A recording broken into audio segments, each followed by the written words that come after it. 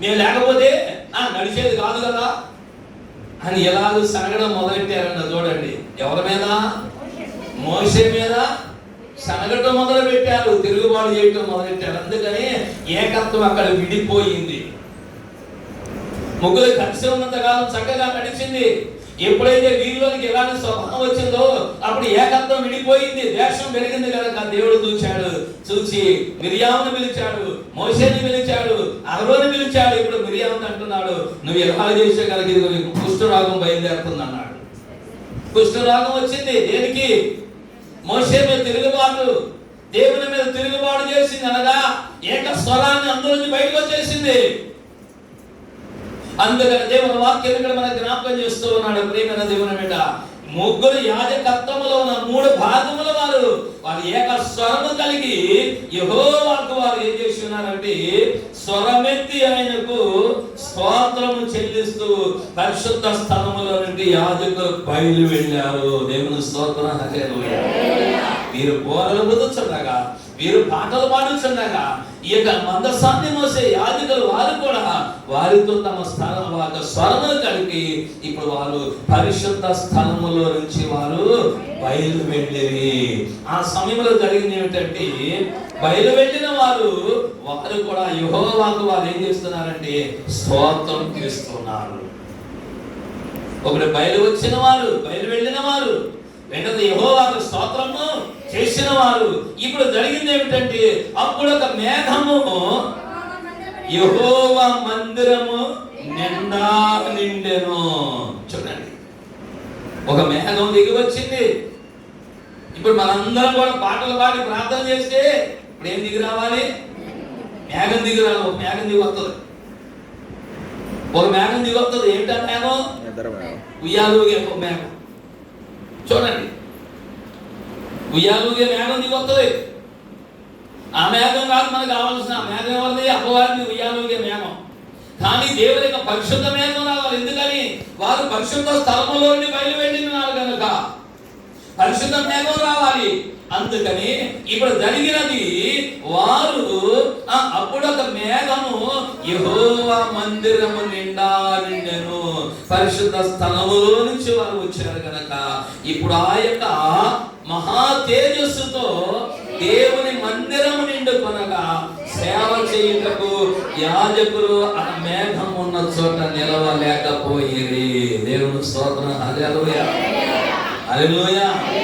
పరిశుద్ధ స్థలంలోనికి మనం వచ్చినప్పుడు ఎలా పడితే అలాగ రాకూడదు. మరి బలారాన్ని తీసుకున్నప్పుడు ఎలాగ రావాలి? అమ్మా ఏనండి కొంచెంసేపు ముగించేస్తా, నేను ఎక్కువ మాట్లాడలేను. దేవుని వాక్యం అంటుంది ఇక్కడ, ఆయన అంటున్న మాట్లాడబట్టి ఇప్పుడు వారు దేవాలయంలోనికి వెళ్ళినప్పుడు ఏక స్వరము కలిగి వారు వెళ్ళారు, మేఘం దిగి వచ్చింది. ఇప్పుడు మనము యెహోవా సన్నిధిలోకి వస్తున్నాం కనుక ఇప్పుడు మనం ఎలాగ రావాలి? బలారాధన అండి, బలారాధనకు వచ్చేటప్పుడు ఎలాగ రావాలి మనము? ఓ వసము ఎలాగ రావాలి? నిర్వాహనం ఏంటి? ఎలాగ రావాలి మనము? చక్కగా మనము శుద్ధి చేసుకున్న వారముగా. శుద్ధి అనగా ఏ శుద్ధిది? దేహ శుద్ధి అనగా వండి శుద్ధి. తలస్నానం చేసుకుని వస్తే సరిపోతుందా? కాదు. ఆ తలస్నానం ఎందుకు చేస్తాం? ఇది చెప్తే కానీ మనకు శుద్ధి ఏంటో తెలియదు. తలస్నానం ఎందుకు చేస్తాం మనము? వారం రోజులు బట్టి తలస్నానం చేయము, ఆదివారం వస్తేనే తలస్నానం చేస్తాం. లేకపోతే పేరంటానికి వెళ్ళేటప్పుడు తలస్నానం చేస్తాం, పెళ్లికి వెళ్ళేటప్పుడు తలస్నానాలు చేస్తాం. ఎందుకు చేస్తాము? ఆడవాడు బాగా తెలుసు ఎందుకు చేస్తాము. ఈ వారం రోజులు బట్టి ఈ తల మీద గోళ్ళంత ఉండిపోతాయి. ఏంటది? మురికే. అది ఎట్టొచ్చింది? చెమట ద్వారా, దుమ్ము ద్వారా.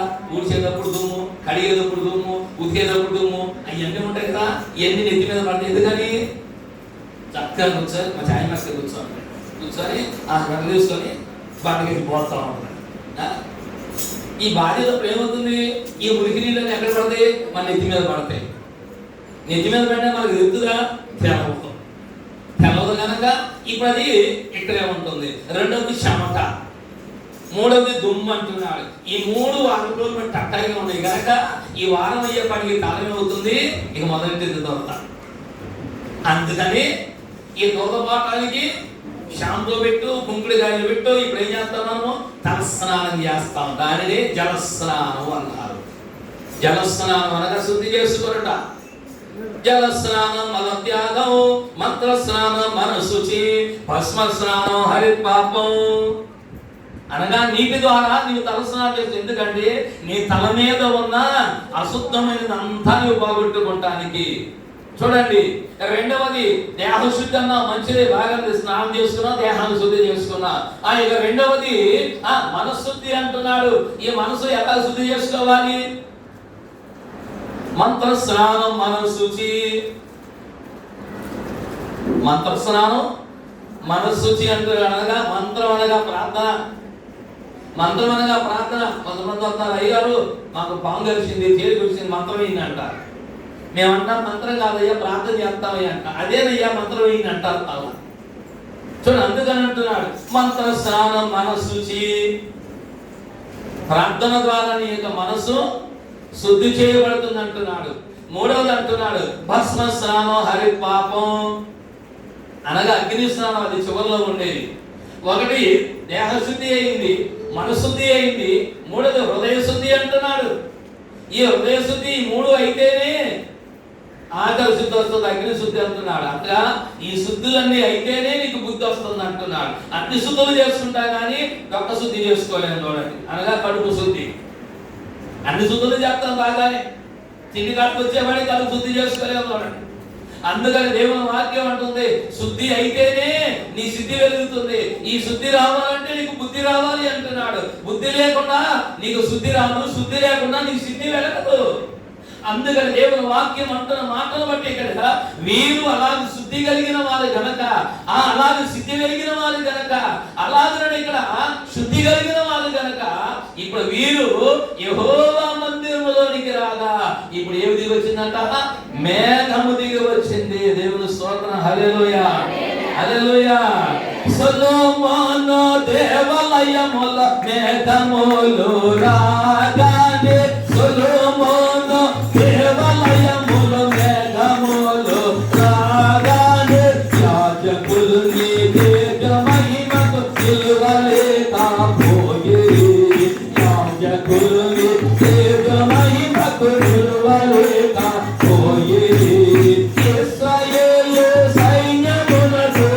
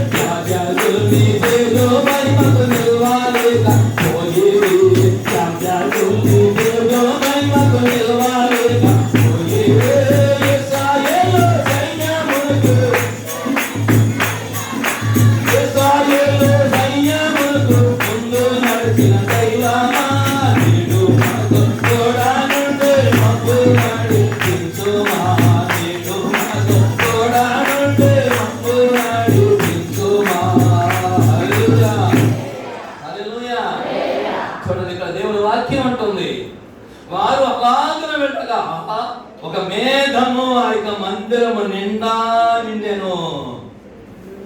మందిరము నిండు, ఒక మందిరము నిండా నిండిన మేఘము. సగం కాదు అక్కడ ఆ మేఘము. అప్పుడు ఒక మేఘము యెహోవా మందిరము నిండా నిండెనంటున్నాడు. సగం కాదు, లేదా 300 కాదు, నిండా నిండెనంటున్నాడు. ఆ తరువాత యెహోవా తేజస్సుతో మందిరము నిండుకొనగా. చూడండి, ఇక్కడ ఒకటి యెహోవా మేఘము నిండుకున్నది మందిరములో, రెండవది యెహోవా తేజస్సు నిండుకున్నది మందిరములో.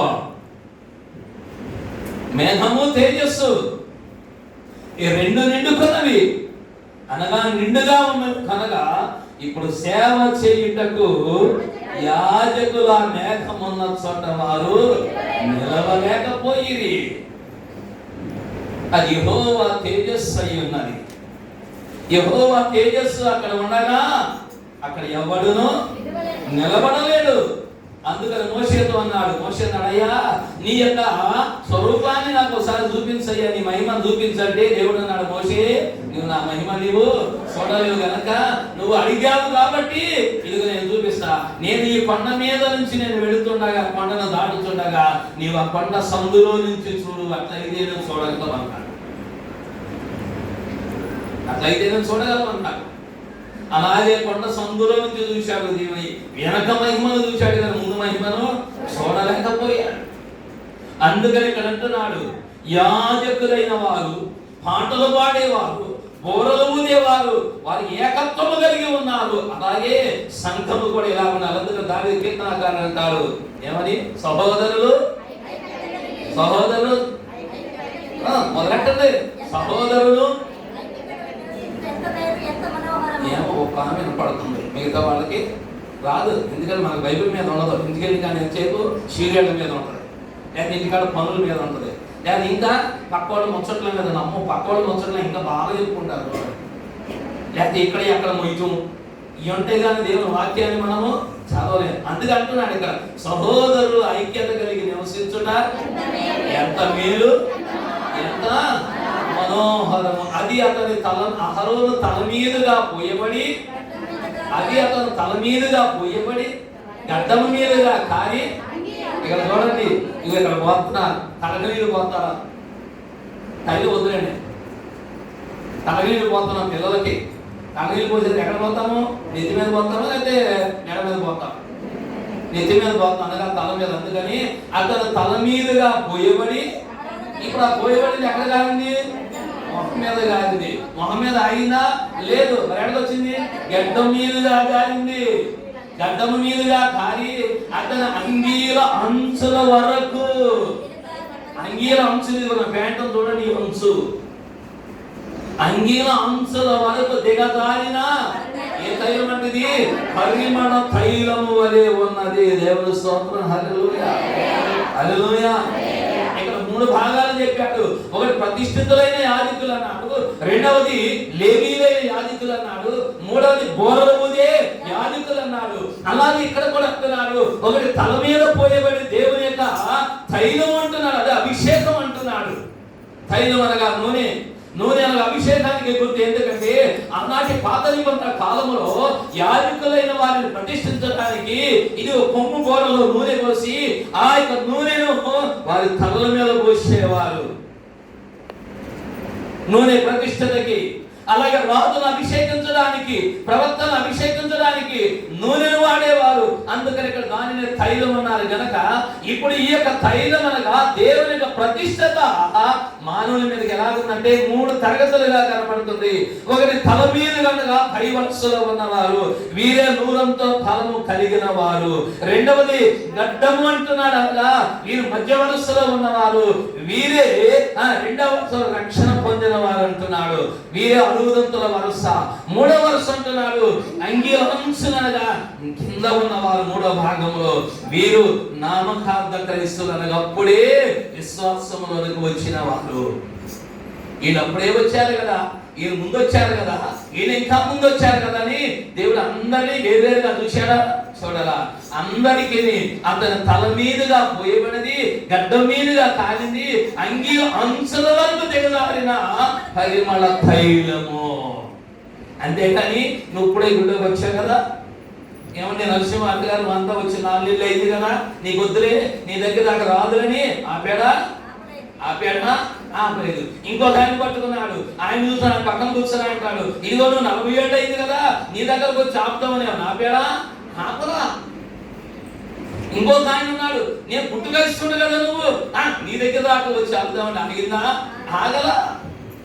మొదటి నుంచి క్రింద వరకు అందరినీ దేవుడు తన యొక్క తైలముతో అభిషేకిస్తూ ఉన్నాడు. దేవుని స్తోత్రం. హల్లెలూయా, హల్లెలూయా. అందుకని ఏకస్వరము కావాలంటున్నాడు, ఏక స్వభావము కావాలంటున్నాడు, ఏక వచనము కావాలంటున్నాడు, ఏక ప్రార్థన కావాలన్నా. అది అపోస్తలుల కార్యములు 2వ అధ్యాయం అక్కడ అంటాడు కదా, మీరు అపోస్తలుల బోధ యందును సహవాసమందును రొట్టె విరుచుట యందును ప్రార్థన చేయటందును ఎడతెగని వారిగా వారు కనబడుతున్నారు.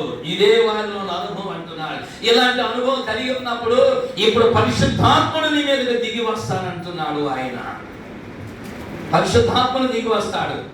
అందుకని దేవాలయంలోనికి ఇప్పుడు పరిశుద్ధాత్ముడు దిగి వచ్చి ఉన్నాడు, అనగా మేఘము దిగి వచ్చినది.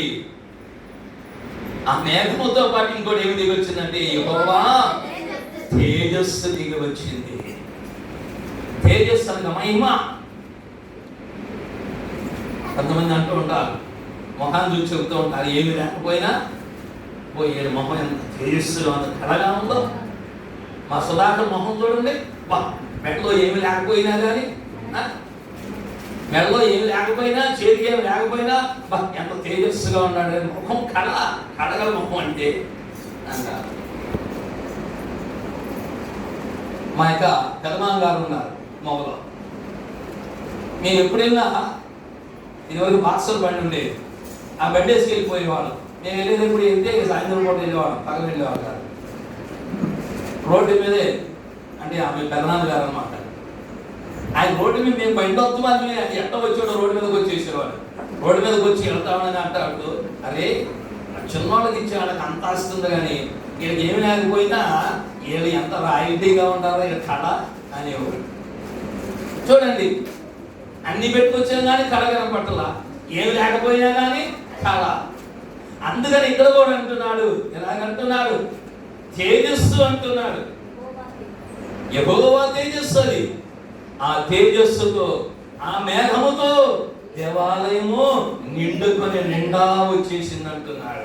అలాగే పెంతెకొస్తేన పండుగ దినమున అపోస్తలుల కార్యములు 2వ అధ్యాయం మనకు జ్ఞాపకం చేసుకుంటే, పెంతెకొస్తేన పండుగ దినమున వారందరూ మేడ గదిలో వారు కూడుకొని ఉండగా ఏమొచ్చింది అక్కడికి? మేఘము వ్యాపించు బలమైన గాలి అంటే ఒక ధ్వని ఆకాశం నుండి. అకస్మాత్తుగా వారు కూర్చొని ఇల్లంతా నిండెను, మరియు అగ్ని జ్వాలల వంటి నాలుకలుగా విభాగింపబడినట్లు వారికి కనబడెను. వారిలో ఒక్కొక్కరి మీద వారుగా అందరూ పరిశుద్ధాత్మతో నిండుకున్న వారై ఆ ఆత్మ వారికి వాక్శక్తి అనుగ్రహించిన కొలది వారు అన్య భాషల్లో మాట్లాడుతున్నారు. దేవుని స్తోత్రం. హల్లెలూయా. చూడండి, ఇక్కడ అక్కడ దిగింది, ఏమి దిగింది? తేజస్సు దిగింది సొలొమోను దేవాలయంలో. రెండవది మేఘము దిగినది. అలాగే అపోస్తలుల కాలము, అదే సంఘ కాలములు ఏమి దిగిందంటే పరిశుద్ధాత్మ దిగినది, అగ్ని దిగినది అంటున్నాడు. ఆలోచన చేయి. అలాగే ఏలియా కాలంలో కూడా అగ్ని దిగి వచ్చింది. ఈనాడు నువ్వు ప్రార్థన చేస్తే ఏం దిగొస్తుంది? ఈనాడు నువ్వు ప్రార్థన చేస్తే ఏం దిగొస్తుంది? సంపూర్ణంగా ఏది వస్తుంది? ఈనాడు నువ్వు ప్రార్థన చేస్తే ఏలియా ప్రార్థన చేశాడు, ఆకాశం అగ్ని దిగి వచ్చింది. 3.5 సంవత్సరాల భూమి మీద వర్షం లేకుండా ఆగిపోయింది ప్రార్థన చేస్తే. మరలా ప్రార్థన చేస్తే 3.5 సంవత్సరాలకి మరలా మేఘం కనపడింది. ఎంత మేఘం అది? ఊరంత మేఘం కాదు, అది చెయ్యి అంత మేఘము. దేవుని స్తోత్రం. హల్లెలూయా. దేవుడు అంటాడు, ఏలియా ఇదిగో మేఘం కనపడతాడు, చూడు, నువ్వు పటక చూడు, ఏం కనపడుతున్నాడు చూసాడు. అయ్యా అది చెయ్యంత మేఘం కనపడుతుంది అంటున్నాడు. నువ్వు త్వరగా వెళ్ళు రాజు దగ్గరికి అన్నాడు.